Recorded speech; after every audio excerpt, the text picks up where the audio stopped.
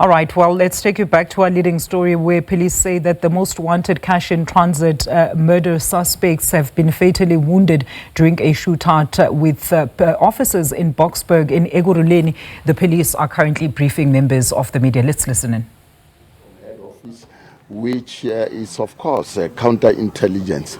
We must just indicate that these suspects who have been shot and killed, they are linked to several crime scenes in terms of the technology. We'll recall that on the 2nd of May, there was a gruesome incident of cash-in-transit dice in Mandeni, where a security guard for G4S was shot and killed. So this incident here in Gauteng is also linked to that. We'll recall that last week in Northwest we had a cash-in-transit dice based on the systematic following of information. The incident here is also linked to that because they try to engage the police, the team from KwaZulu-Natal, of which they reacted. So we hope that as time goes on, we will be in a position to can have a stabilization relating to the cash-in-transit dice. I've just spoken to the National Commissioner.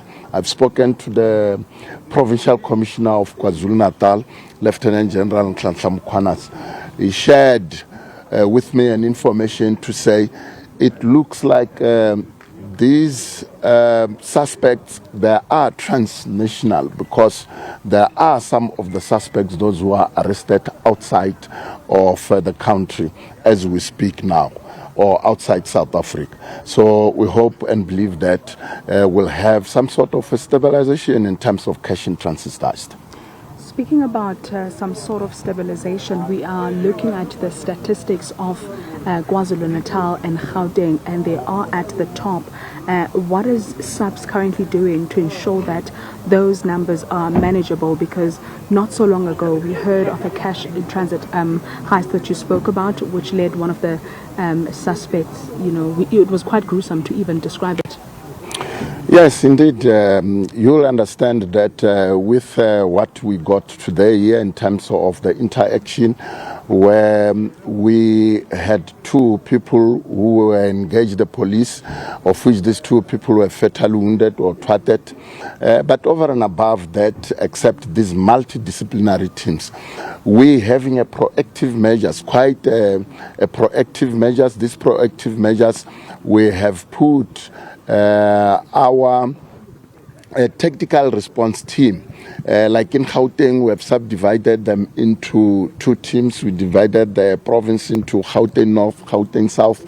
And these teams, they work jointly with the security company. They work jointly with your Metro Police. As I always say in Gauteng, in terms of Metro Police within the province, we're having over 10,000. Gauteng Traffic Police.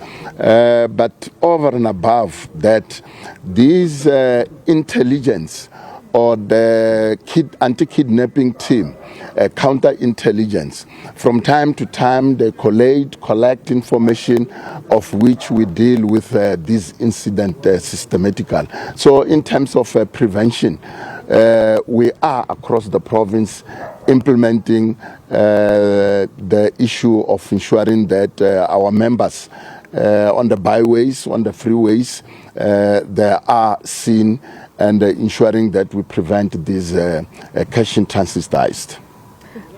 The Cash-in-Transit Association has also complained that most of these suspects do not get arrested for their crimes. Are you perhaps getting to, heading towards the right direction in terms of making more arrests of people that could be, linked to these cash-in-transit robberies that we've been experiencing across the country? I would say in terms of that forum, we are in Gauteng, we are having sitting on that forum together with them, and then they share that information with us, and we are in a position to have some leads, and where quite clearly it's clearly that these suspects, they are connected with the crime. We are, of course, making a breakthrough, and then for instance, like this incident which have just happened now.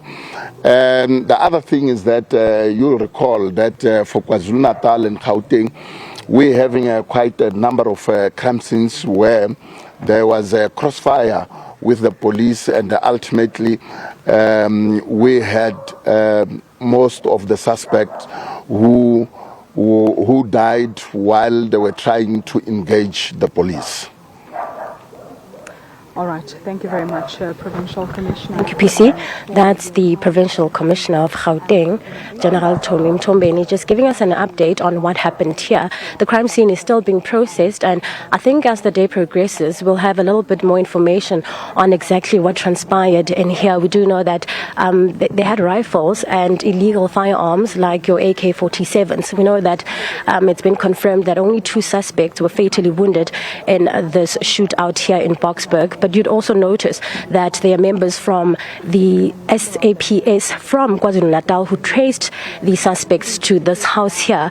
We spoke to some neighbors of these suspects, and they said that they looked normal, like a normal family, but the man was a loner, unfortunately, and that he just greet people in the community. But little is known about these suspects here, but we'll have a little bit more information for you a little bit later on. Alicia, I think for now it's back to you in studio.